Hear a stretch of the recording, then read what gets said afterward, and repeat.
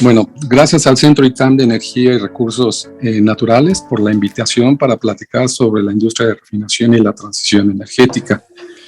Como mencionaban hace un momento, este es un tema muy interesante que cada día adquiere mayor atención a nivel mundial. Pasamos a la siguiente, por favor. Esta lámina presenta un esquema simplificado de los principales productos que se obtienen de la refinación del petróleo crudo.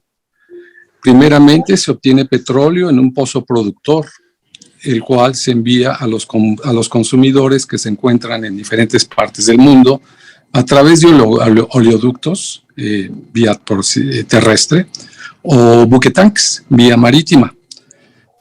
El petróleo lo reciben los consumidores y lo procesan en una refinería donde eliminan compuestos contaminantes como el azufre. Y además lo procesan en otras plantas para obtener productos que cumplan con las especificaciones establecidas por los reguladores de cada país. Se obtiene una gama amplia de productos en una refinería, pero los principales productos son combustibles para transporte, gasolinas para automóviles, turbocina para aviones, diésel para transporte pesado, trailers, y combustóleo para embarcaciones marítimas, para la industria en general y para plantas termoeléctricas que generan electricidad. La que sigue, por favor. Esta lámina muestra los rendimientos de productos que se obtienen en las refinerías de los Estados Unidos de América. Como puede observarse, existe una amplia gama de productos. Por cada litro de petróleo que se alimenta una refinería, se obtiene un 49% de gasolinas, 25% de diésel y 9% de turbocina. El 83% de los productos son combustibles para transporte y calefacción. Un porcentaje pequeño, 1%, son corrientes que se alimentan a plantas petroquímicas. Y lo señalo aquí porque precisamente las plantas petroquímicas van a jugar un papel importante en el futuro. La que sigue, por favor.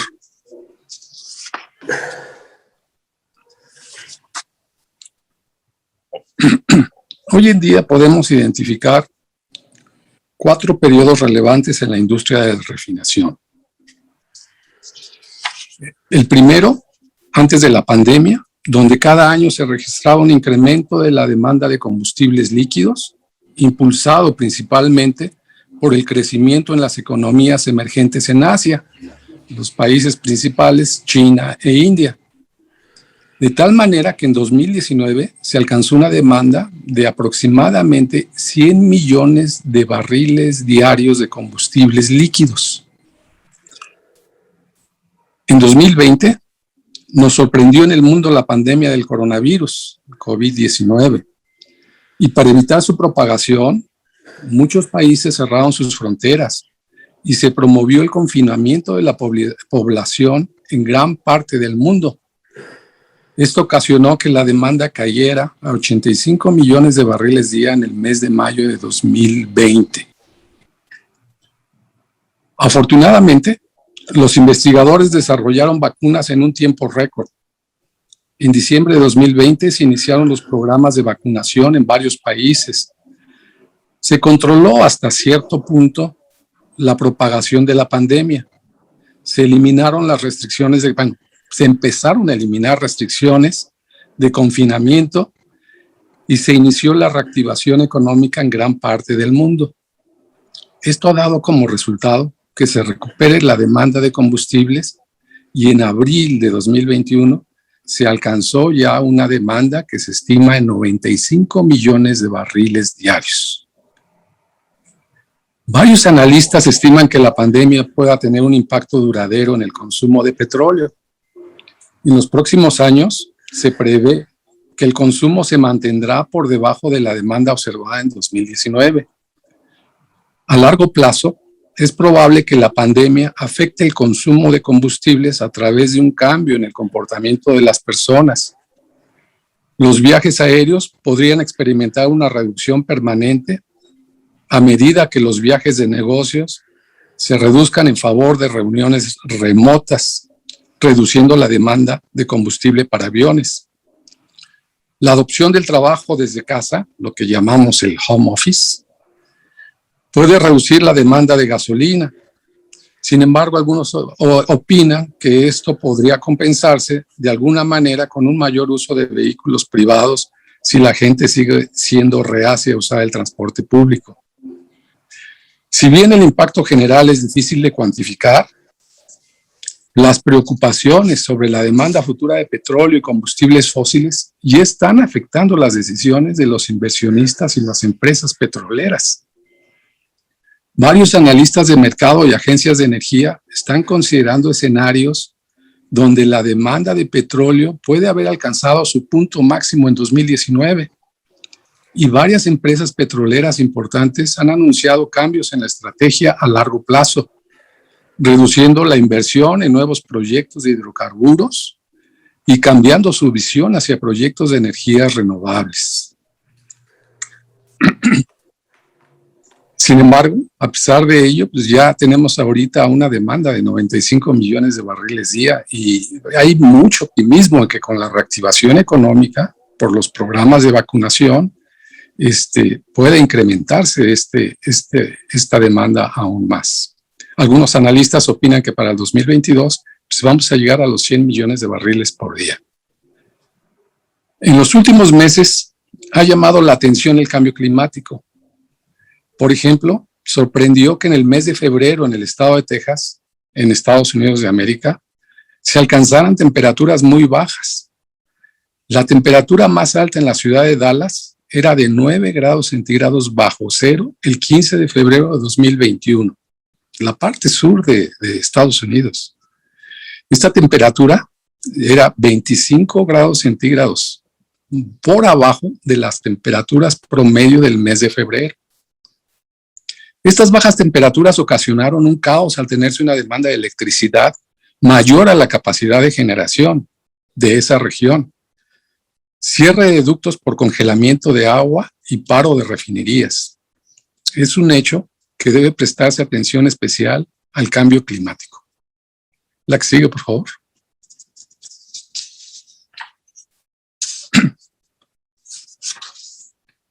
La Agencia Internacional de Energía ha señalado: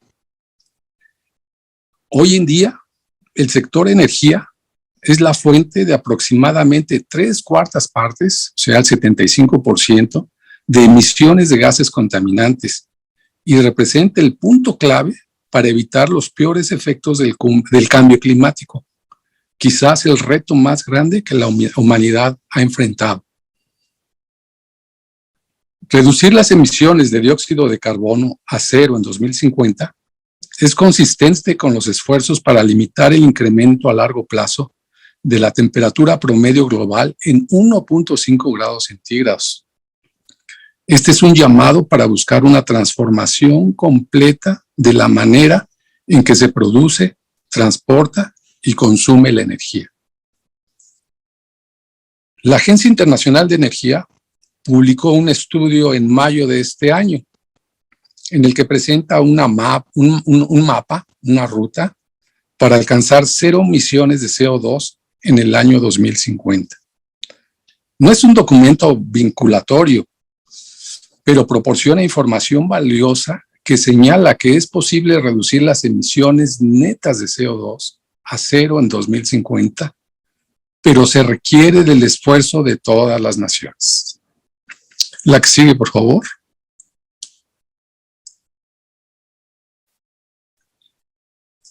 En esta lámina se ejemplifica la importancia de que las naciones establezcan estrategias y políticas que influyan en el comportamiento de la población y las empresas. La Agencia Internacional de Energía estima que el 75% de las emisiones contaminantes se reducen a través del cambio en el comportamiento de los ciudadanos, de la población y de las empresas, influenciado por mandatos y regulaciones.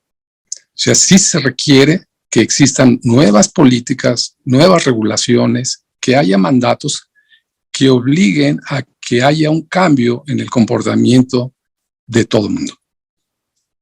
La que sigue, por favor.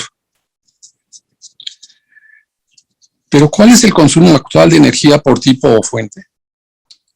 La Administración de Información de Energía de los Estados Unidos de América reportó en abril de 2021 datos interesantes. La verdad me sorprendió ver esta estadística de los consumos de energía. La columna izquierda muestra el porcentaje del consumo de energía que proviene de fuentes renovables, biomasa, hidroeléctricas, eólicas, plantas solares y geotérmicas.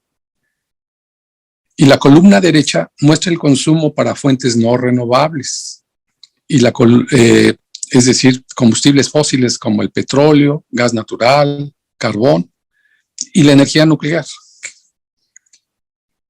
Los combustibles fósiles, petróleo, gas natural y carbón, representan el 78.5% de las fuentes de energía que se utilizan en Estados Unidos.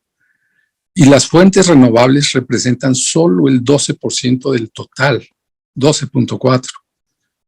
Es claro que para reducir las emisiones se requiere un cambio de rumbo, es decir, un golpe de timón. La que sigue, por favor, Leonardo.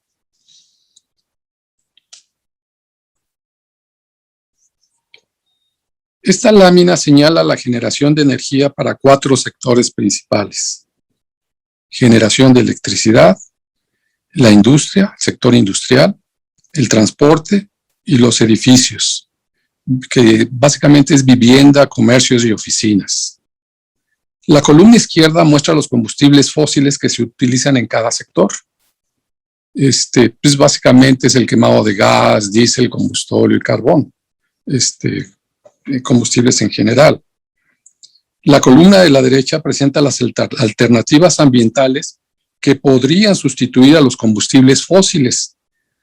Señalé la energía nuclear porque no es renovable y deja otros residuos contaminantes que representan ciertos riesgos. También señalé la tecnología CCUS, que es la tecnología para captura de carbón, almacenamiento y para usos de la tecnología de carbón, que por sus siglas en inglés son CCUS.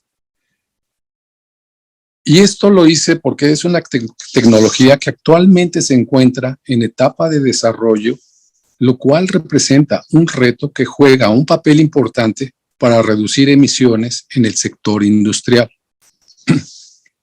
La que sigue, por favor.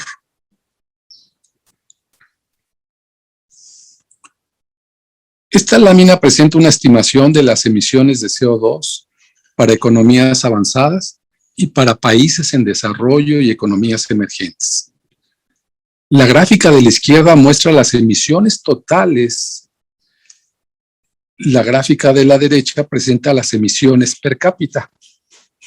Se observa que las economías avanzadas tienen menores emisiones totales de CO2 que las economías emergentes. Y por el contrario, las economías avanzadas tienen mayores emisiones per cápita. La Agencia Internacional de Energía estima que las economías avanzadas podrían reducir sus emisiones a cero alrededor del año 2045, antes del año 2050. La siguiente, por favor.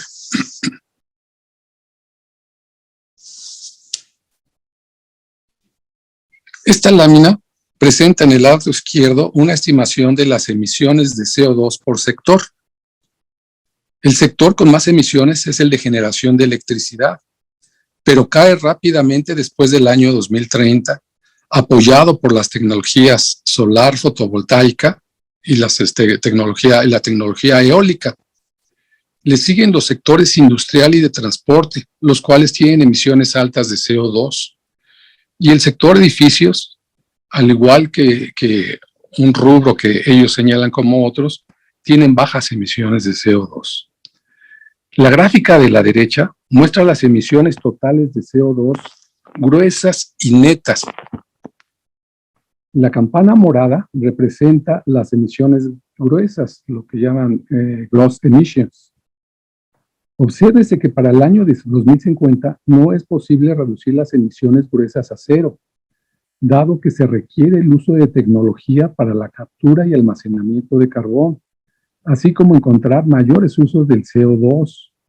La línea continua, continua negra que viene sobre la campana, en la parte final se separa de la campana y es así puede alcanzar el cero. ¿Pero cómo? La Agencia Internacional de Energía estima que aproximadamente 1.9 gigatoneladas de CO2 se capturan con tecnologías de captura de carbón. De esta manera será posible llevar a cero las emisiones netas de CO2. La siguiente, por favor.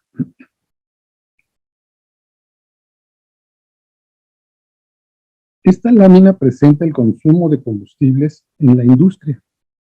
Se observa una reducción de los combustibles fósiles. O sea, en el año 2020, los combustibles fósiles tienen una alta proporción, mayor al 60%, una alta participación en la generación de energía eléctrica en la industria. Se observa una reducción de los combustibles fósiles, que son carbón, petróleo, gas natural, y un crecimiento de las energías renovables, electricidad, biocombustibles e hidrógeno verde, conforme nos vamos desplazando hacia el año 2050. La Agencia Internacional de Energía estima que el uso de combustibles fósiles se reduce a la mitad para el año 2050, esto es en la generación de energía eléctrica, generación de energía en la industria, y son reemplazadas principalmente por electricidad y biocombustibles. La que sigue, por favor.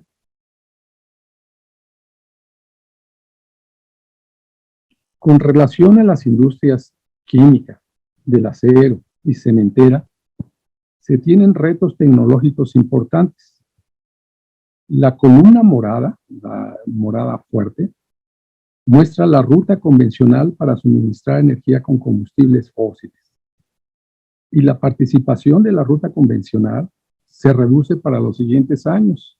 Por ejemplo, para la industria del cemento, se ve una reducción apreciable. Pero un punto importante en todo esto es que requieren del uso de tecnologías para la captura del carbón y almacenamiento de CO2, así como de encontrar más usos para el CO2, tanto en la industria química como en la industria del acero, como en la industria cementera.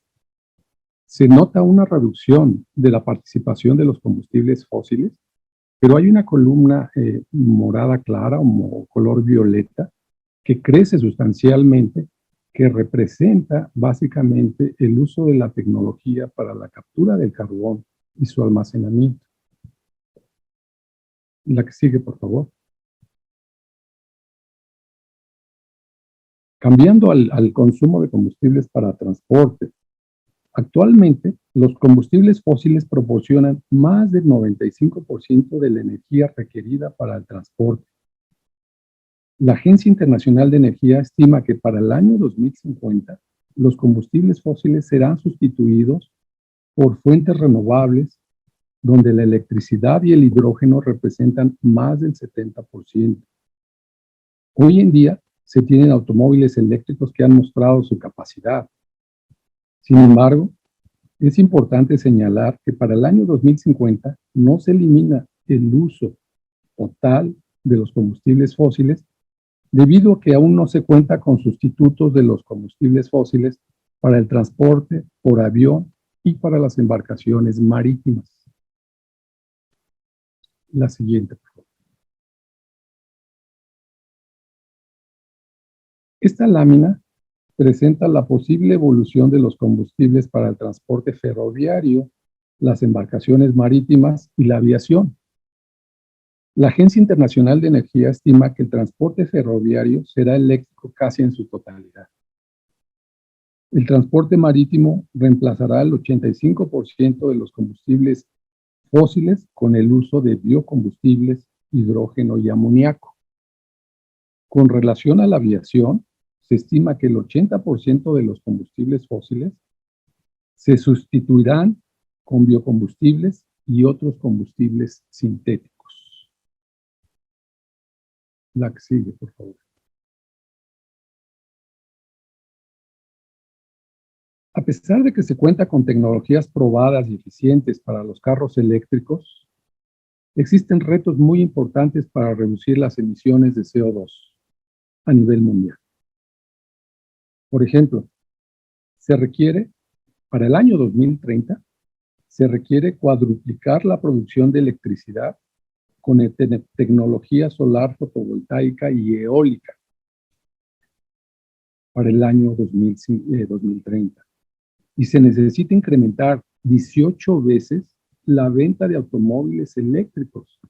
Es decir, los vehículos eléctricos pasan del 5% de las ventas mundiales de automóviles a más del 60% para 2030. Hemos visto noticias de varias armadoras que están diciendo que ya no van a fabricar automóviles cuyo combustible es la gasolina y que se van a abocar directamente a la fabricación de automóviles eléctricos. La Agencia Internacional de Energía señala además que en su reporte que para cuadruplicar la producción de electricidad se requiere instalar un parque solar grande cada día. Realmente resulta difícil de alcanzar. La que sigue, por favor.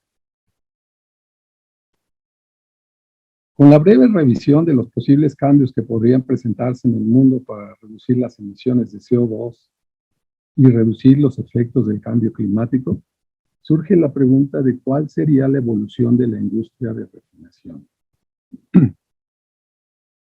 El primer reto es si se reduce la demanda de combustibles, porque entonces se requerirá buscar nuevos consumidores. Por ejemplo, la industria petroquímica.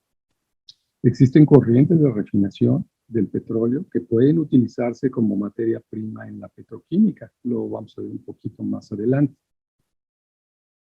Los combustibles para aviación y embarcaciones marítimas aún no han encontrado sustitutos y por consiguiente se seguirán utilizando, pero deberán combinarse con biocombustibles y otros combustibles sintéticos. Es muy probable también que las regulaciones ambientales sean cada vez más estrictas con el propósito de reducir las emisiones de CO2. En respuesta, las refinerías deberán incrementar su eficiencia energética para reducir emisiones y utilizar tecnologías de captura y almacenamiento de carbón, así como buscar usos del CO2. Además, algunas naciones pueden implementar el uso de impuestos verdes, lo cual va a encarecer el proceso de refinación. La que sigue, por favor.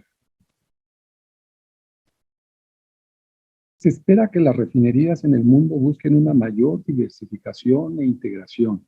No van a poder subsistir si se encuentran aisladas. Con la reducción de la demanda de combustibles como la gasolina, deberán buscarse integrar con plantas petroquímicas para aprovechar corrientes como las naftas y los productos aromáticos, benceno, tolueno y xileno, que actualmente se mandan al pool de gasolinas, pero entonces pueden aprovecharse en la industria petroquímica. Además, podría buscarse su integración con plantas de producción de biocombustibles para generar combustibles que puedan utilizarse para el transporte en aviones y embarcaciones marítimas. La producción de hidrógeno verde puede resultar de utilidad para reducir las emisiones de CO2. Un rol muy importante lo desempeñarán las tecnologías para la captura y almacenamiento del CO2 en todo el sector industrial donde se continuará utilizando combustibles fósiles. Y será necesario buscar incrementar los usos del CO2. La lámina que sigue, por favor. Esta lámina presenta un ejemplo de integración de diferentes sectores de la industria donde se comparte el uso de un ducto para el transporte y almacenamiento del CO2. Pero antes de esto, déjenme comentar que en Houston, Texas, se tiene un canal de navegación conocido como Ship Channel. En este canal de navegación, pues, se utiliza la ruta marítima para la llegada de petróleo crudo y para la salida de productos a diferentes mercados. Víctor, ¿puedes hablar más fuerte, por favor? Porque algunos de nuestros escuchas no oyen bien. Claro que sí, perdón. Gracias. Bueno, en este canal de navegación, alrededor de este canal de navegación en Houston, Texas, se ubican varias refinerías que requieren de hidrógeno para sus procesos de refinación. Requieren también de otros servicios. En lugar de que cada refinería instale su propia planta de hidrógeno, que corre alrededor del canal su propia planta de hidrógeno, mejor lo compran a una compañía que tiene un ducto de hidrógeno que corre alrededor del canal de navegación y produce el hidrógeno a gran escala. De esta manera, los refinadores evitan la inversión de las plantas de hidrógeno y la compañía que lo suministra aprovecha la economía de escala. El esquema de esta lámina muestra un ducto para CO2, que puede ser algo similar al ejemplo que estaba yo dando para el hidrógeno en el canal de navegación de Houston. Este ducto para CO2 podría estar ubicado en un complejo industrial donde diferentes industrias, como la industria del cemento, acero, la química, y aquí se ve una planta termoeléctrica, pues capturan el CO2 que están produciendo y lo envían al ducto donde se transporta a un punto donde se almacena. Y aquí en la parte inferior se ve un punto donde se almacena. Este almacenamiento se hace subterráneo, se hace bajo tierra y además se aísla, ¿sí? O bien también podría enviarse para utilizarse en otros sectores, por ejemplo, en la industria de fertilizantes, o aquí se muestra, por ejemplo, en un pozo productor, donde el CO2 puede utilizarse para la recuperación mejorada en pozos. Entonces, básicamente, en lugar de que cada quien esté buscando la manera de capturar el CO2, bueno, sí lo tiene que capturar, pero la manera de almacenarlo, pues lo que puede hacerse es tener un ducto a través del cual toda la industria esté suministrando el CO2 y que se tenga un solo punto donde pueda almacenarse o donde pueda enviarse para otros usos. La que sigue. Con relación a la industria petroquímica, sí, pues pueden utilizarse diferentes corrientes de la refinación. Y, por ejemplo, actualmente se utiliza etano para la producción de etileno, pero podría sustituirse el etano con naftas de la refinación para la producción de etileno, el cual se emplea para producir, para obtener productos de la petroquímica secundaria, que son materias primas para generar una amplia gama de productos de consumo final en la industria en general. La Agencia Internacional de Energía señala que la petroquímica se está convirtiendo rápidamente en el mayor impulsor de la demanda mundial de petróleo. Estima que los petroquímicos representarán más de 1/3 del crecimiento de la demanda de petróleo hasta 2030 y casi la mitad del crecimiento hasta 2050. La que sigue, por favor. Otro ejemplo del uso de productos de la refinación en la petroquímica son los compuestos aromáticos, los cuales se utilizan actualmente en la formulación de las gasolinas para automóviles. Con la reducción de la demanda de gasolinas en un futuro, la posible reducción, los productos aromáticos, benceno, tolueno y gilenos, se pueden utilizar en la petroquímica para producir una amplia gama de productos de consumo final en la industria en general. La siguiente. Bien. Viendo cuál es el panorama que se presenta por el cambio climático, pues podríamos concluir que para atender los problemas que se avecinan por el cambio climático, se requerirá que las naciones implementen estrategias y políticas para reducir las emisiones de CO2 y metano. Es un reto que en las siguientes décadas tendrá que enfrentar la humanidad. Existen múltiples factores que ocasionan que exista gran incertidumbre en las estrategias para abordar el cambio climático. La transición energética deberá acompañarse del desarrollo tecnológico, dado que en ciertas áreas no se cuenta con tecnologías maduras y probadas. Y para algunas naciones se requerirá un cambio de rumbo en su estrategia y política energética actual. Por ejemplo, la Agencia Internacional de Energía estima que no se requieren nuevos campos de petróleo y gas natural adicionales a los ya aprobados para su desarrollo, y estima que se concentrarán cada vez en un pequeño número de productores de bajo costo. Y aquí viene una gráfica que precisamente presenta la Agencia Internacional de Energía, donde se ve el pico en el año 2020 en la producción de petróleo, y ellos estiman que debería reducirse la producción de petróleo sustancialmente, ¿sí? Donde la OPEP pues, tendrá una mayor participación. ¿Y por qué piensan ellos que podrá ser la OPEP la que tenga una mayor participación? Pues porque básicamente la producción, muchos productores de la OPEP tienen bajos costos de producción en comparación con otras tecnologías como las tecnologías de shale oil en Estados Unidos de América, que tienen un costo muy elevado. Pero aquí viene un punto importante, un reto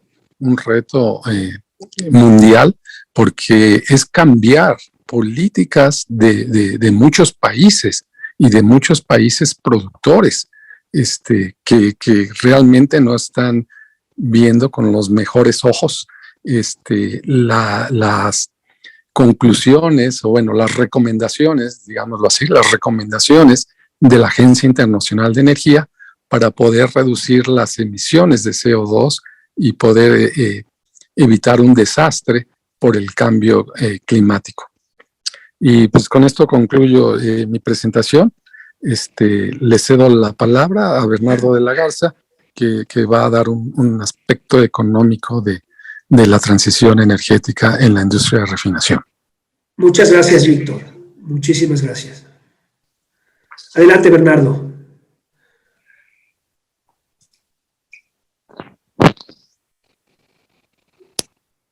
Ahora déjame volver a encontrar la mía. Sí, tu presentación.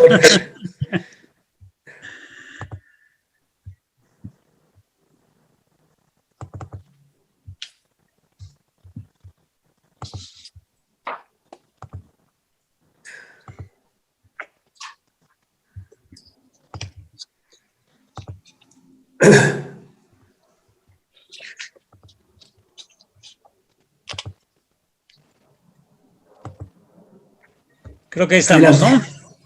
Sí, adelante, gracias. Muchas gracias, Juan Carlos. Oiga, pues, primero que nada agradecer nuevamente al Centro de ITAM de Energía y Recursos Naturales por la invitación y permitirnos platicar con los alumnos del ITAM y otras personas de estos temas. Como ya dijo el doctor Brino, pues la verdad son temas muy interesantes y yo creo que de gran impacto, no solo para el día de hoy, sino también para el futuro. En el tema de refinación y transición energética, yo creo que es muy importante que recordemos que estamos hablando de diferentes tipos de plazos, ¿no? Cuando yo estudié algunas materias de economía en el ITAM, era muy claro que es muy diferente la visión que tiene el individuo y las actitudes que toma el individuo, si su preocupación es el corto plazo, que si es el mediano y el largo plazo. Entonces, puede resultar en algún momento confuso que estemos hablando de una gran caída en la demanda de combustibles fósiles en el largo plazo, cuando estamos viendo que con la recuperación del COVID, pues el precio del crudo otra vez se va dirigiendo hacia $100, hay demanda, etcétera, etcétera, ¿no? Pero sí es muy importante que mantengamos claramente los ojos en qué es lo que está pasando en el cortísimo plazo y qué es lo que se está pensando hacia el mediano y largo plazo. Lo otro que es importante es que siempre estamos hablando de simulaciones, ¿no? no porque la Agencia Internacional de Energía diga que se va a caer 88% el consumo de crudo, eso es lo que va a suceder, ¿no? Lo que hizo la Agencia Internacional de Energía en este reporte fue qué es lo que le pasaría a la industria si hay un cumplimiento estricto de los compromisos por país en el Acuerdo de París.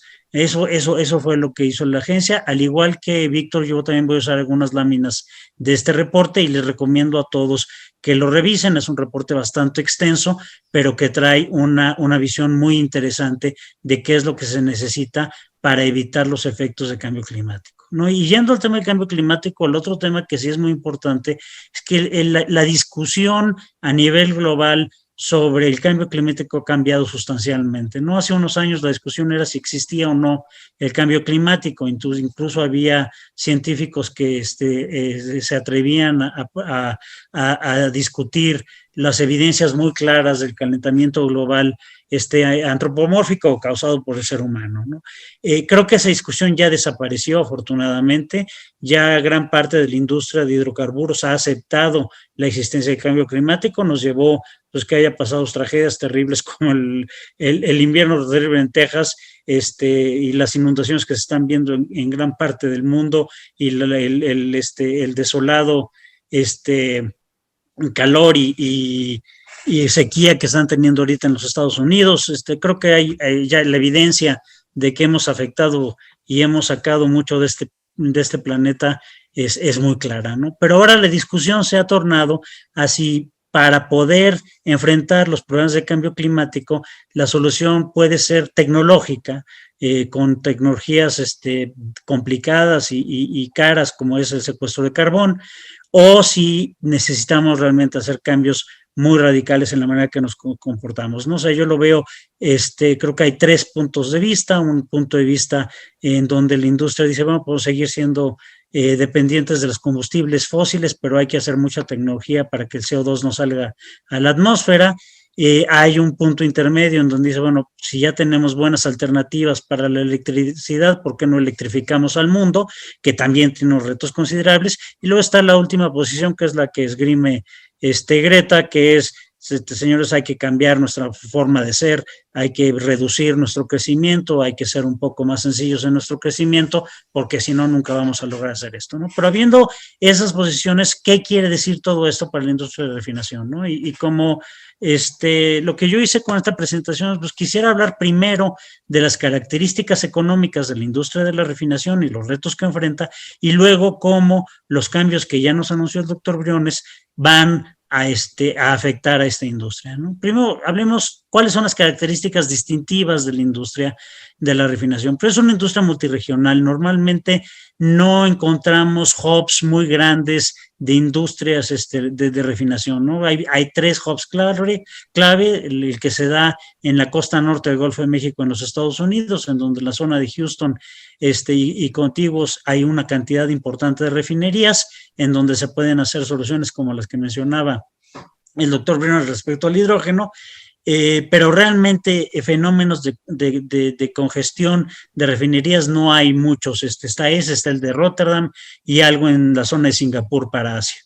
Pero normalmente lo que pasa es que la refinería se construye cerca de los puntos de demanda para satisfacer un mercado específico, ¿no? Si vemos, por ejemplo, el modelo del Sistema Nacional de Refinación, pues se pensó muy claramente para satisfacer en pares las demandas de las grandes urbes mexicanas, ¿no? La dupla Cadereyta Madero estaba enfocada para el suministro de la zona de Monterrey, la dupla Tula-Salamanca para el suministro de la Ciudad de México y la zona del Bajío y Guadalajara, y finalmente la dupla Minatitlán-Salina Cruz para la península de Yucatán y el sureste, y por el Pacífico para toda la costa del Pacífico hasta llegar a la península de Baja California, ¿no? Entonces, eso hace que esta industria tenga muy fraccionadas las diferentes refinerías, y eso hace que cada refinería se enfrente a los vaivenes económicos de su propia región.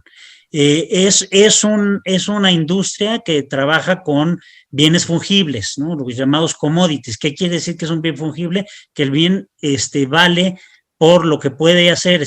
No estamos hablando de un lente Ray-Ban que a lo mejor cuesta $3 producirlo, pero lo puedo vender en $300 porque hice muy bien mi trabajo de venta, y lo volví un artículo de lujo. No, aquí estamos hablando de que una gasolina es igual aquí que es en Estados Unidos, etcétera, en la medida que se han ido afinando las características de las gasolinas en todo el mundo, pues realmente fuera de algunos lugares, en México tenemos variedades entre las gasolinas que se queman en zonas metropolitanas y el resto del país, pero en todo el mundo pues las gasolinas son muy similares en su calidad y en lo que se tiene que construir. Y entonces lo que sucede es que tienes un comportamiento típico de bienes totalmente fungibles, en donde realmente los precios son muy abiertos, se fijan por las leyes de oferta y demanda y están dados por el costo del último barril que se vende, ¿no? Aquí la preocupación es que la oferta tiene que entregar toda su producción a la demanda y entonces para poder hacer eso, el precio de toda la oferta lo fija el último barril que se puede vender, ¿no? Eso genera una serie de problemáticas. El otro tema que es muy importante es cómo funciona en su estructura, ¿no? Ya dijimos que es una industria fragmentada en mercados eficientes. El crecimiento de la demanda es bajo y ahora pues parece que va hacia la baja de manera muy importante.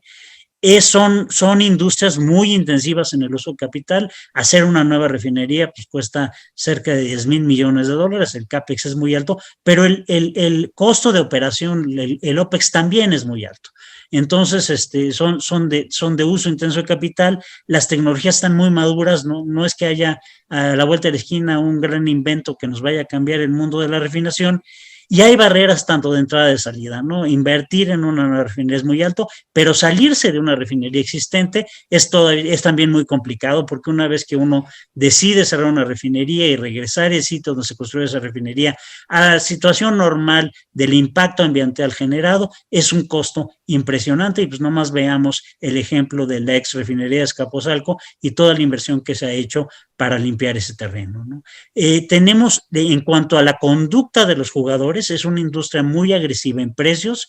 Los precios se fijan a través de modelos de programación lineal muy sofisticados, en donde cada jugador está tratando de poner toda su producción en los mercados en los que están enfocados. Están muy enfocados en reducción de costos, son empresas que si no pueden reducir sus costos, se ven muy afectados. Y luego tenemos el fenómeno de exceso de construcción en picos. Esto no quiere decir que no haya inversión en nueva capacidad de refinación. La capacidad de refinación ha crecido año con año hasta antes de la pandemia, pero esos crecimientos se dan en instalaciones existentes que descuellan, que hacen más más capacidad dentro de la propia instalación, más que en instalaciones nuevas, por todos los problemas de impacto ambiental que construir una nueva refinería conlleva, ¿no? El desempeño en cuanto económico es una industria de muy baja rentabilidad. Es muy difícil que la operación de una refinería pague los costos de capital, y por eso también no existe en muchos proyectos de refinerías nuevas, porque la mayoría de lo que se hace es invertir en refinerías existentes para que los costos de capital no se potencialicen. Los ingresos y márgenes son muy volátiles y los precios, y por ende, eso quiere decir que vender una refinería, los precios de adquisición de refinería son bastante bajos, ¿no? No son precios de costo de reposición, sino son precios que van entre el 10 y el 30% de los costos de reposición, y ya hemos visto muchas transacciones actualmente que demuestran esta afirmación, ¿no? El otro tema, y voy a aprovechar creo que ya mostré esta lámina en algún momento en otra plática con ustedes, pero es muy importante entender cómo funciona el negocio, ¿no? El negocio es un negocio en donde a partir de un barril, la refinería no transforma todo el petróleo crudo en productos de alto valor como gasolina y diésel. Transforma parte del petróleo crudo en gasolina y diésel, pero parte de eso se va al fondo del barril y con una serie de productos que incluso son menos valiosos que propio petróleo crudo. O sea, son productos que a la refinería le causan una pérdida, ¿no? Entonces, si vemos, este es un ejemplo ilustrativo sacando precios de la década de los 80 en el mercado de la costa del Golfo de Estados Unidos, pero es muy, muy sencillo, ¿no? El barril o lo producido valía cerca de $24 por barril, de los cuales 14, o sea, prácticamente el 60-70% de ese margen está dado por la gasolina. El costo del barril de la materia prima del petróleo crudo que se consumía en la región en ese momento eran $15.30, dando un margen bruto de $9. Esto es en una refinería de alta conversión, es una refinería que tiene equipos para que todo el producto residual que sale del primer proceso de transformación atmosférica se pueda convertir en productos de alto valor como la gasolina y diésel. Entonces llegamos a un margen bruto de $9, el costo de operación o el costo variable de la refinería es prácticamente $3, y luego los costos fijos, que es la amortización para recuperar la inversión, nos llevaba a márgenes de $5, ¿no? Es básicamente el margen neto que se obtenía.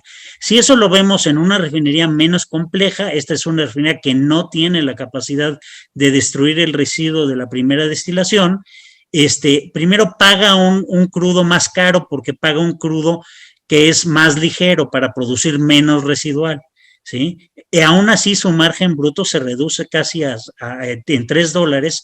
Los costos variables son un poco más bajos por el tipo de máquinas que tiene y lo mismo que el costo fijo, ¿no? Pero de todos modos su margen se reduce sustancialmente.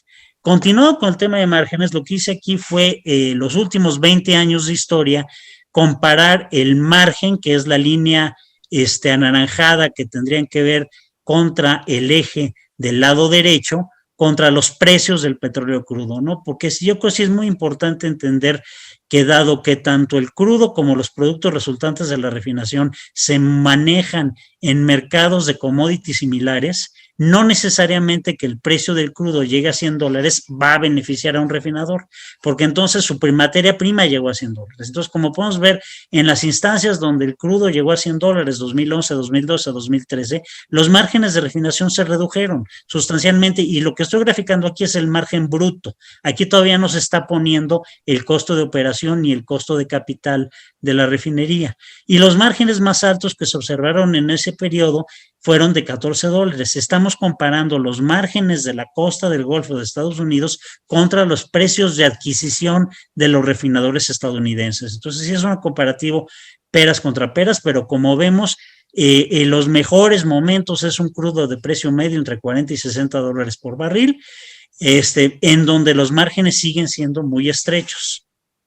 Finalmente, el otro tema de márgenes que es muy importante es cuando hablamos de capacidad de refinación, estamos hablando de la capacidad de destilar crudo, o sea, meterlo en una unidad que lo calienta para separar nuestros componentes primarios, pero no vemos que hay aguas abajo. Esos componentes solitos no funcionan, no funcionarían cuando los coches eran Ford Modelo T.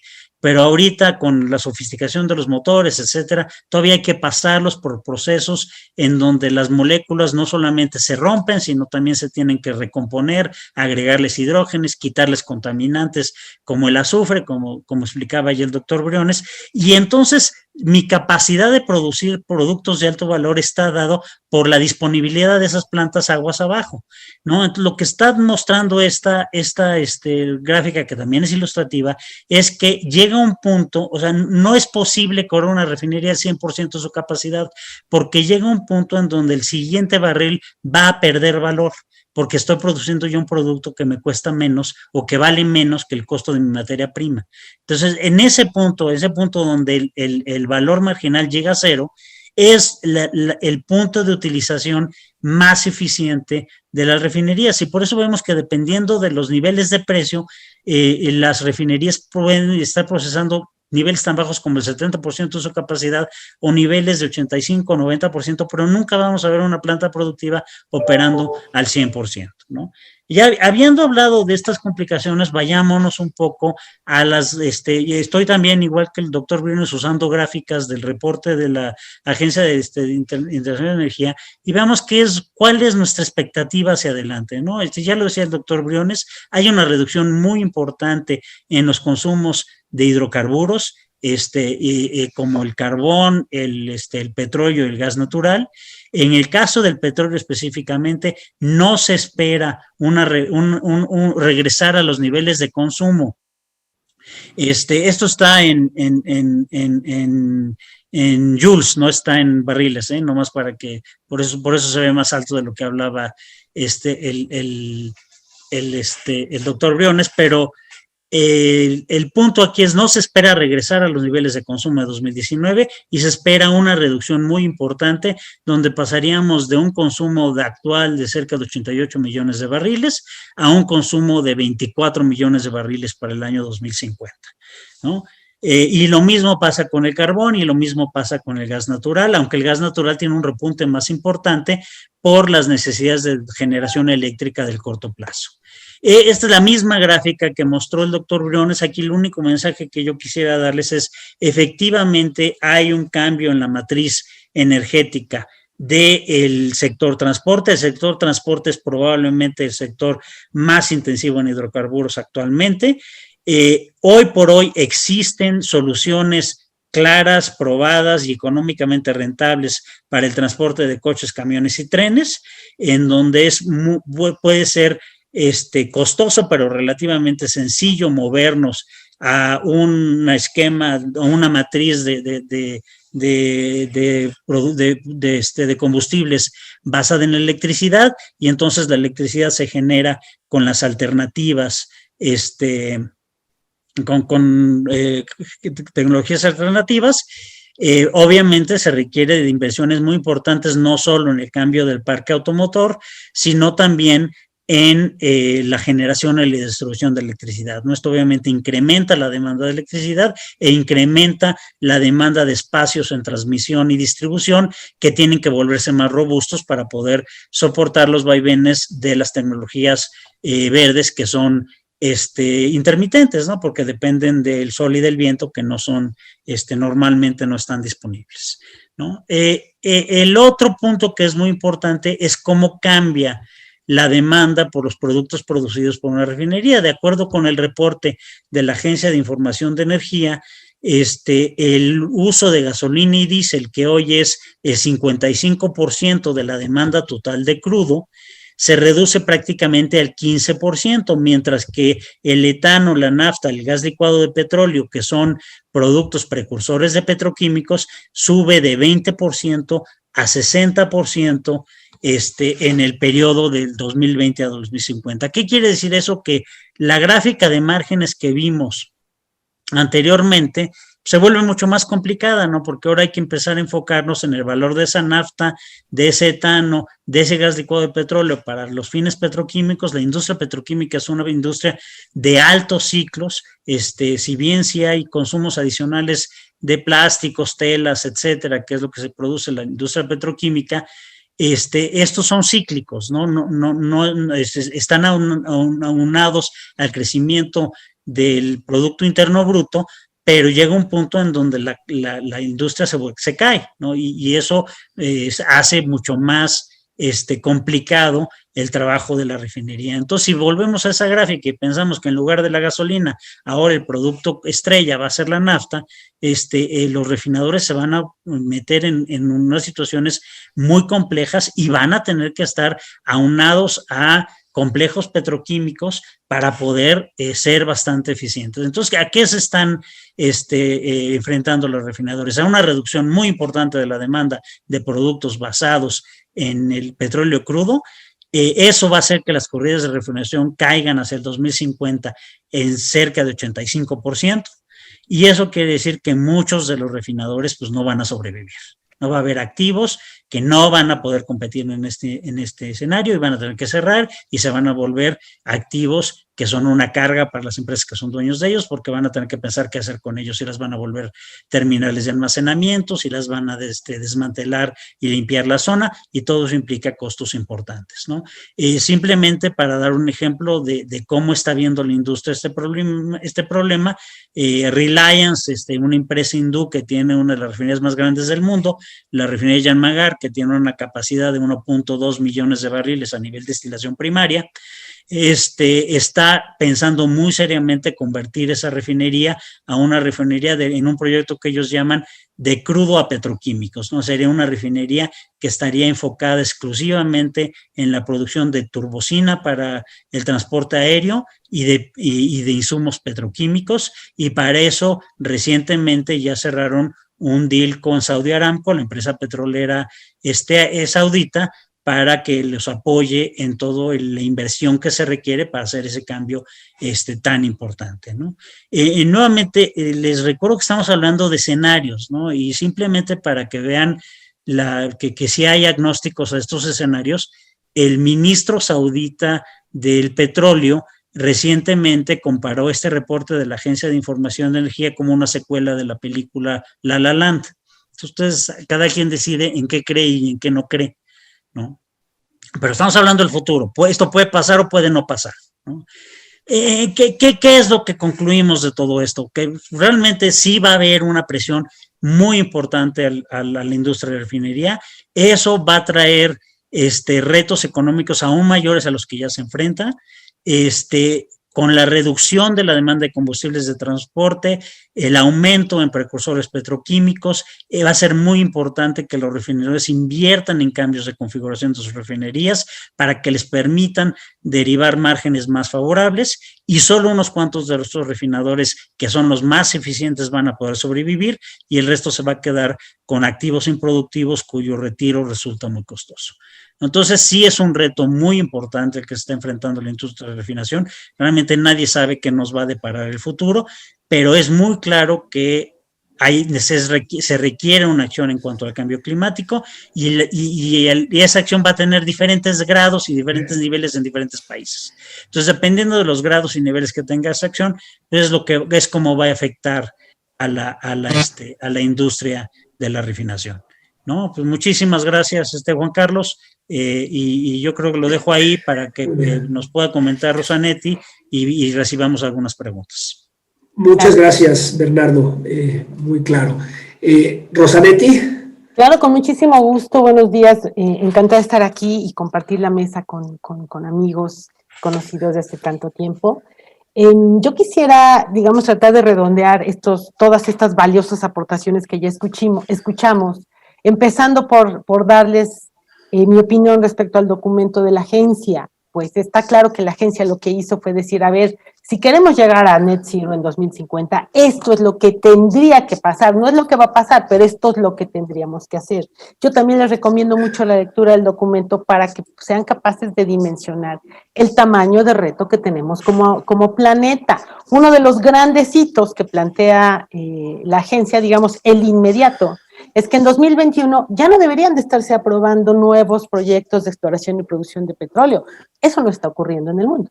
Seguimos aprobando proyectos. México es un caso donde solo se le aprueban a Pemex, pero bueno, seguimos aprobando como planeta proyectos, pero es muy importante que ustedes, jóvenes, tengan muy claro el tamaño de reto, insisto, que tenemos como planeta para poder, pues vamos a decirlo así, salvar nuestra permanencia en el mismo.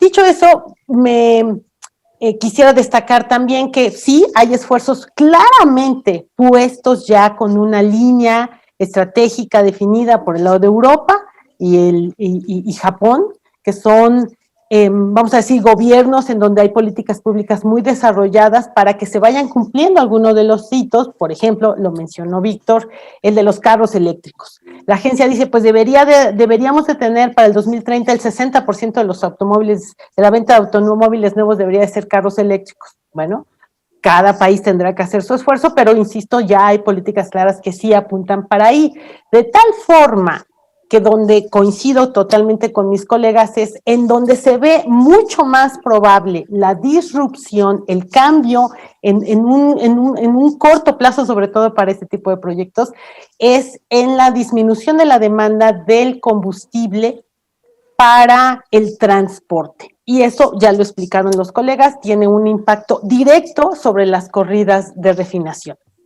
Otro aspecto del que les quiero comentar rápidamente es toda este planteamiento, digamos, que oíamos de qué están haciendo los países, están al final de cuentas dejando de invertir o no. Tenemos, insisto, decisiones claras de empresas, ya comentó Bernardo algunos ejemplos importantísimos, que están cambiando completamente la estrategia o están vendiendo activos y nosotros los estamos comprando, pero es una realidad que en este momento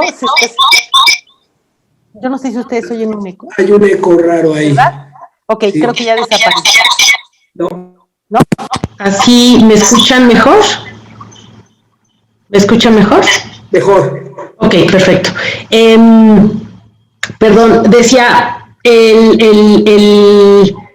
la burbuja que estamos viviendo en este momento con los precios del petróleo puede descontrolar, puede confundir. Se habla de los famosísimos $100 por barril, es una realidad, algo se comentó, a nadie le convienen $100 por barril. Despiertan una serie de productores de mayor costo que representan mayor competencia para la OPEP. Entonces, la burbuja, más bien el corto, está claramente identificado para este verano, debido a que el verano pasado, más bien todo el año pasado no hubo inversiones, y este año ya tenemos la demanda despierta, la demanda se concentra, la demanda de gasolina y diésel se concentra en el verano, sobre todo en los Estados Unidos, y parece que hay un corto. Entonces, tenemos precios por arriba de los $70, pero no parece ser que después del verano se pudieran quedar ahí. Es una realidad, ya se explicó, que la demanda que se ve más difícil de abatir es la de gas natural y petroquímicos. Esa demanda se va a mantener y pues México, no sabemos, no está concentrando sus esfuerzos en ese tema. Pemex es un productor de petróleo, y lo que tiene de gas natural lo tiene asociado. Les doy un dato. Actualmente el gas, digamos, que Pemex es capaz de entregar al mercado para usos distintos a los suyos, hay días en que va a 0 y el mejor día actualmente llega a 200 millones de pies cúbicos, cuando nuestro consumo global total es de 8 billones de pies cúbicos diarios. Ergo, Pemex no tiene gas y nadie estamos invirtiendo en gas. Los márgenes de refinación a los que se refería Bernardo, que efectivamente es una industria de bajos márgenes, y de ahí también mi comentario sobre los precios. A nadie le conviene un nivel de precios de $100 por barril. En nuestro país es particularmente grave. Tenemos en la gráfica digamos, la distribución de los productos que mostraba Víctor también, veíamos ahí en un otros que representaba el 1%. Ese otros, que es el 1% de una refinería eficiente, ahí entra el combustóleo. En México, la producción de combustóleo, le estoy hablando de los datos de mayo que acaban de salir y el promedio no crean que cambia mucho, es del 37%. Y tenemos refinerías que echan a perder prácticamente la mitad de cada barril de nuestro petróleo que procesan. Por lo tanto, las pérdidas de Pemex, pues son conocidas, las pérdidas operativas de Pemex Transformación Industrial, y eso no va a cambiar. No importa, importa mucho, en términos sobre todo ambientales, pero no importa si la CFE se pudiera comer todo ese combustóleo, que no puede, pero no importa. Lo que es una realidad es que a Pemex le representa perder dinero por la simple y sencilla razón de que un barril de combustóleo vale menos que un barril de petróleo. Mientras esto no cambie, y no va a cambiar, insisto, porque la reconfiguración de las refinerías es costosísima. Les doy un dato público. Se anunció que se va a reactivar el proceso de reconfiguración de la refinería de Tula. El proceso lo anunció el presidente, cuesta como 2.8 billones de dólares. Y dijo que va a poner la primera parte del capital, 600 millones, tomando dinero que le correspondía a la educación. Se los dejo para sus propias conclusiones. Entonces, nuestras refinerías, aun cuando no tuvieran estos retos brutales que ya explicaron mis colegas, son entidades que no tienen forma de ganar dinero. La lógica de pónganse a refinar, no importa si pierden dinero, bueno, pues en realidad lo único que está haciendo es cavar un hoyo fiscal cada vez más grande que ustedes y yo estamos pagando vía nuestros impuestos. Con esta información, digamos, me parece a mí que espero tengan ustedes suficientes inquietudes como para preguntarse si Pemex, solo, refinando y produciendo no más de 1.6 millones de barriles al día, es capaz de enfrentar todos los retos que implica este siglo XXI tan complicado. Y por mi parte, pues son los comentarios que les traigo. Les agradezco mucho. Muchas gracias, Rosanetti. Muy claro. Bien, tenemos varias preguntas. Voy a leer la primera, cualquiera de ustedes que quiera tomarla. Bienvenido. Es una pregunta de Carla Omaña. Si bien a nivel mundial la tendencia está enfocada a las energías verdes, México aún se encuentra lejos de una independencia en combustibles fósiles. En ese sentido, ¿cuál es el reto para México con una política energética centrada en la independencia en combustibles fósiles, supongo? O sea, ¿cuáles son los retos de tener una política energética basada en la producción de combustibles fósiles? Pues, si quieren, me arranco y le agradezco a Víctor y a Rosanet que me completen un poco, pero Sale. Yo creo que sí tendríamos que enfocarnos en qué es realmente la independencia energética de un país, ¿no? El asumir que la independencia energética es producir todo lo que consumimos, resulta preocupante, ¿no? O sea, estamos bendecidos con recursos minerales importantes, no somos capaces de transformarlos todos, tenemos una dependencia de importaciones importantes, pero eso no quiere decir que tengamos inseguridad energética, ¿no? O sea, creo que es más importante, para la seguridad energética es más importante tener mejores sistemas de distribución y mejores sistemas de almacenamiento, tener inventarios estratégicos, tener ese tipo de cosas que buscar la solución en la producción en sí misma, ¿no? Ahora, si nos quisiéramos enfocar a un mercado autosuficiente, que ha sido una intención declarada del gobierno actual. Primero, es muy complicado, ¿no? Porque, como ya dijo Rosanetti, las refinerías en México tienen limitantes aguas abajo que al aumentar la destilación del crudo generan productos de mucho menor valor que no necesariamente satisfacen nuestras necesidades, ¿no? Nuestro problema de importaciones son gasolina, diésel y turbocina recientemente, pero no es combustóleo, ¿no? Y desafortunadamente, como el combustóleo que sí producimos es de bastante mala calidad, estamos importando combustible de buena calidad y tratando de exportar un combustible de mala calidad, lo cual pues no es un negocio. Es muy complicado, creo yo, tratar de basar una política industrial en una visión de autosuficiencia, ¿no? Yo te daría otro ejemplo que es a lo mejor un poco absurdo, pero es como si me dijeras, oye, yo quiero ser autosuficiente en cerezas. Oye, pues en México no se dan las cerezas, no puede ser autosuficiente en cerezas, ¿no? Los españoles no producen crudo, ¿no? Entonces hicieron un ejercicio importante en invertir en refinerías y de todos modos importan, ¿no? O sea, el problema de la seguridad energética no está dado por mi capacidad de ser autosuficiente, está dado por mi capacidad de importar y de transferir ese producto a las zonas de consumo de manera eficiente, de manera menos costosa y mantener inventarios estratégicos para enfrentarlo, ¿no? Eso claramente creo yo, es la problemática de la visión de la autosuficiencia. Gracias. Muy, muy claro. No sé si Rosanetti o Víctor quieran complementar esto, si no tenemos otras preguntas.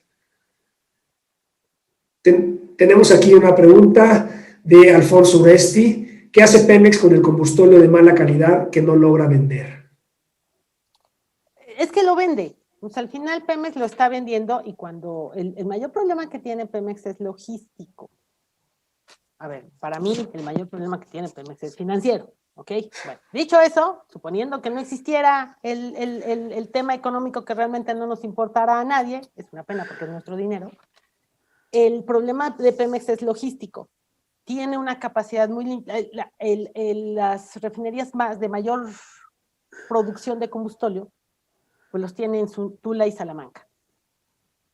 Como son refinerías inland, pues... Entonces, para poder mover y hacerle algo a ese combustóleo, que es, insisto, exportarlo, sí hay todavía mercado de exportación, lo tienes que vender baratísimo porque es una cosa muy contaminante, pero lo tienes que mover a las costas y no ha habido a lo largo de todos estos años, ojo, Pemex no empezó a producir combustóleo el sexenio pasado, tiene toda su vida produciendo combustóleo, solamente que antes el mercado era otro, pero bueno, entonces sacarlo de ahí es un problema, se llenan los tanques de almacenamiento dentro de las refinerías y hay que parar las refinerías porque ya no cabe el combustóleo mientras lo sacas. Requiere entonces una serie de inversiones fundamentalmente en logística para poder mover ese combustóleo, llevarlo a las costas y exportarlo. Ahora, dicho eso, insisto, para mí, que tengo esta clara preocupación financiera por las finanzas del país y por el futuro de nuestros hijos y nietos, es que la mejor solución del combustóleo es no producirlo. Esa sería mi respuesta.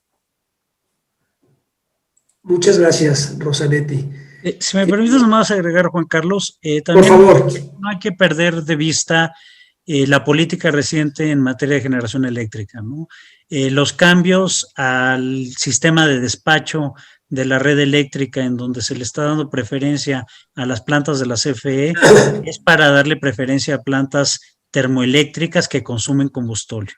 En los 70s, cuando se diseñó originalmente el sistema de refinación, se diseñó también un sistema de termoeléctricas que están pegadas a las refinerías, hay una en Tula, hay una en Salamanca, etcétera, que consumían ese combustóleo. Como dijo ya Rosanetti, era un mercado diferente, ¿sí?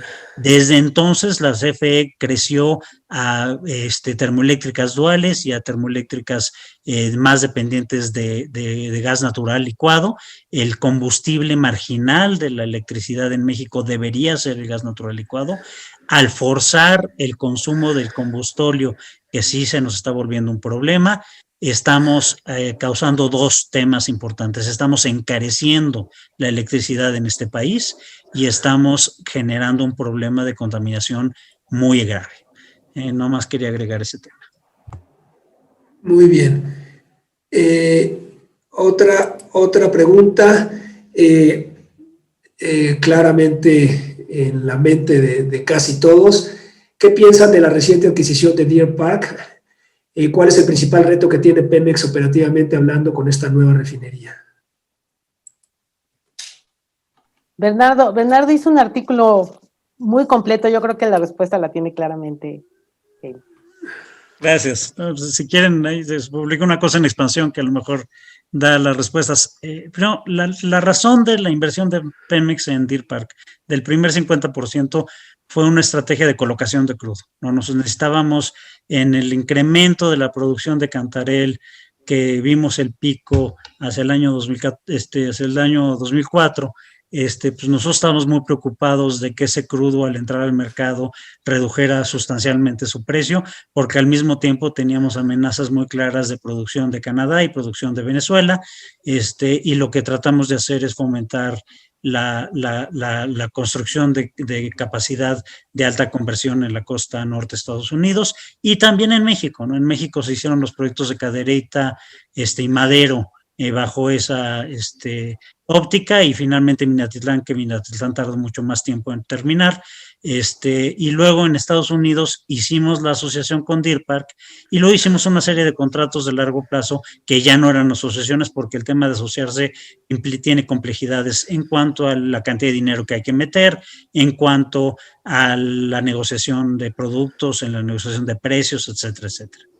El cambio, o como ha sido declarado por el gobierno, la idea de comprar el total de la refinería es para satisfacer a partir de la refinería, como si fuera una refinería en el territorio nacional, las necesidades de demanda de productos petrolíferos en México. Yo creo que hay muchos cambios que esa refinería necesita hacer para poder lograr hacer eso, ¿no? Esa refinería está diseñada para meter sus productos a una arteria principal de suministro a la costa este de Estados Unidos, que es el Colonial Pipeline. Recientemente se volvió famoso por un ataque de hacking que hubo. En el muelle no es suficiente. Si quisiéramos traer toda la producción de gasolinas de Deer Park a México, el muelle no da para traer esos barcos hacia México, y no hay interconexiones por ducto. Entonces sí se necesitan hacer inversiones importantes. El tener esa refinería pues va a requerir capital de Pemex, va a haber una demanda en el capital de Pemex para hacer estos cambios.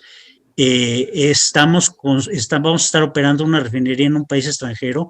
Nada limita a la autoridad en Texas o a la autoridad en Estados Unidos, en caso de una emergencia, restringir las exportaciones. Eso no está limitado por los acuerdos de libre comercio o por los acuerdos de la OMC. Pues realmente no es la compra de la refinería de Deer Park no necesariamente cumple las necesidades de autosuficiencia que se ha marcado el gobierno nacional, ¿no? Y por otro lado, pues estamos entrándole a administrar una refinería en un país con regulación ambiental mucho más estricta, donde pues el costo de la mano de obra, el costo es mucho más alto, hay que traer gente muy capacitada, hay un tema ahí, la refinería trabaja en concordancia con una planta petroquímica cuya propiedad y control la va a mantener Shell, y muchos de los productos que salen de refinería se venden a esa planta. Hay un montón de precios de transferencia entre esos dos que hay que manejar. Hay un montón de temas administrativos que son muy complejos, ¿no? Entonces, en general, yo sí creo que le estamos poniendo una demanda de capital adicional a Pemex que no necesariamente cumple los objetivos que plantea el gobierno federal. Y creo que Moody's también ya lo dijo muy claramente. Muy claro, muy bien. Hay una pregunta que no tiene que ver con lo que se expuso aquí, pero que a mucha gente le interesa. ¿Qué tan importante es el robo de combustible en las refinerías? A ver, yo quisiera abordar ese tema con la experiencia que tuve en la administración pasada, cuando se definió todo el régimen de permisos que incluían los permisos para las refinerías. Bajo esa lógica de, pues hay que tener un seguimiento claro de dónde sale el combustible que se vende en cada estación de servicio. Se planteó con la Comisión Reguladora de Energía una coordinación para llevar a cabo un sistema que tratara de emular a un sistema originalmente diseñado en Colombia y reproducido en Perú, que permite conectar, digamos, un rastreo de la molécula con un tema de, ¿cómo se dice?, de revisión de los inventarios, de la bomba hacia atrás, incluyendo las refinerías. Lo que les puedo decir es que gracias a ese esfuerzo, conocimos una serie de, ¿cómo llamarlo?, pues de problemas serios en las refinerías. Por ejemplo, falta de medición, una medición adecuada a la salida de la misma. Mientras se discutía este tema de, pues, oye, pues es que esto no puede ser, hay que meter un medidor. Se acabó el sexenio y esta administración no retomó el tema. Es una realidad, todos lo sabemos. Digo, yo he visto algunos reportes entregados por el INAI sobre el tema de robo, que en sí el reporte que yo conozco es un reporte de quebranto a Pemex por robo, el cual sí se ve notablemente disminuido. No tengo el dato porque no lo dan de los barriles. Pero, pues digamos que los elementos cuadran si consideramos que se han cerrado ductos, ¿no? Está bien, se cerraron ductos y así parecería que el perro está muerto y se acabó la rabia. Sin embargo, el problema de esto es que, pues bueno, no hay ninguna trazabilidad detrás, es una realidad que ahora estamos enfrentando la importación ilegal y las decisiones que se toman son igual de drásticas que la de cerrar ductos. Es decir, ahora se tomaron medidas de cambios en las reglas de comercio exterior que van a impedir a los privados importar desde sus plantas directas el combustible. Entonces, me queda clara la preocupación sobre la existencia de producto ilegalmente introducido al país, sobre la existencia que todavía hay de robo, pero lo que es una realidad es que no se están tomando medidas estructurales, que por ejemplo, el tener una vigilancia sobre lo que pasa en las refinerías. Con este cambio de la medida de comercio exterior, el único que puede importar es Pemex o la CFE, y la verdad es que pues eso asume una santidad por parte de las empresas del Estado, que bueno, pues no, me parece que no debería de tomarse ese juicio. Entonces, lo que les puedo comentar, insisto, tratando de resumir todo esto que ya les dije, es se intentó abordar con este sistema de rastreo de la molécula y quedó completamente suspendido por esta administración. Bien, muchas gracias. Hay varias preguntas más muy interesantes todas. Estamos acabando ya el tiempo asignado. Vamos a tomar una más y les prometo que vamos a tener una segunda edición de este tema de la refinación y retomaremos las preguntas que no podemos contestar ahora. Nos preguntan por qué los que asesoran al presidente, estoy leyendo textual, ¿por qué los que asesoran al presidente no toman en cuenta todos estos factores para diseñar una política energética que no haga perder dinero a Pemex y CFE? Bueno, porque esta es mi lectura después de estos 2 años en donde créanme que yo también me he pasado mucho tiempo preguntándome esto. Me parece que en primer lugar hay una ponderación absoluta de las consecuencias políticas antes de las económicas. Entonces, para este gobierno, el discurso del presidente podemos decir que ha sido congruente de todas sus candidaturas. Para este gobierno encontró que le resultaba políticamente útil el promover que Pemex o la CFE, lo de la CFE lo incorporó muy recientemente, pero Pemex como el único proveedor de servicios de hidrocarburos, digamos, para el país, y que el tema de la gasolina es un tema que a todos nos hace, a todos, cualquier ciudadano, el que sea, puede, digamos, le hace sentido el que la gasolina suba o la gasolina baje.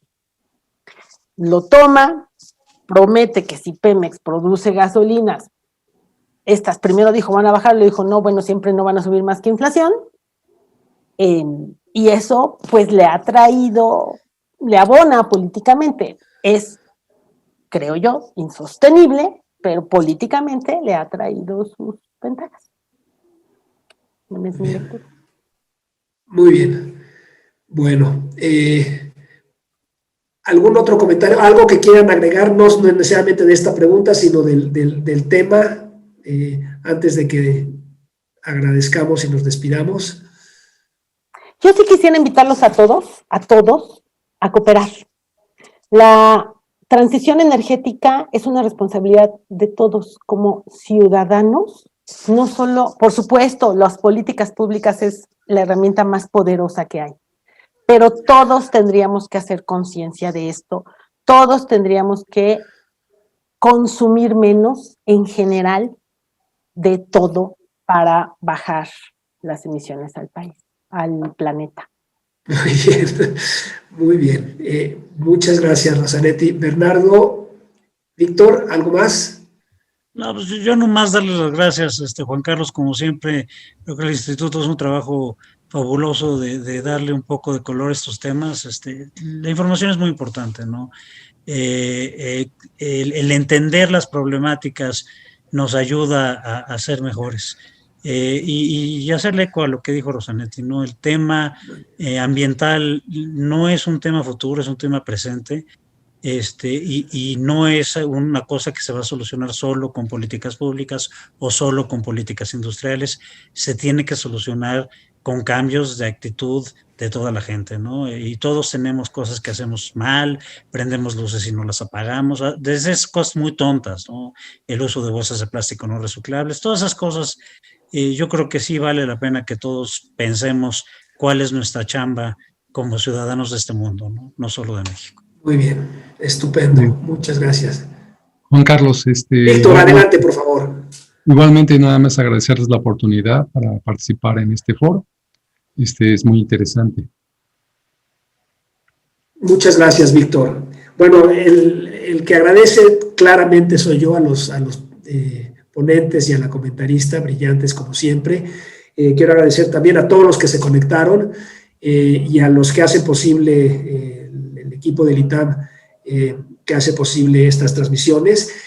Antes de despedirme, quisiera recordarles que el próximo jueves vamos a tener la sesión sobre seguridad de los sistemas eléctricos, donde vamos a ver varios aspectos, entre otros, muy interesante, el reto que representan las energías renovables en el sistema eléctrico, ¿sí? En términos de seguridad del suministro eléctrico, pero vamos a ver también, Bernardo mencionó el problema que representan los hackers a sistemas complejos como el Colonial, en el caso del gas, pero también hay gran preocupación entre los operadores de los sistemas eléctricos de los problemas que pueden presentar los hackers.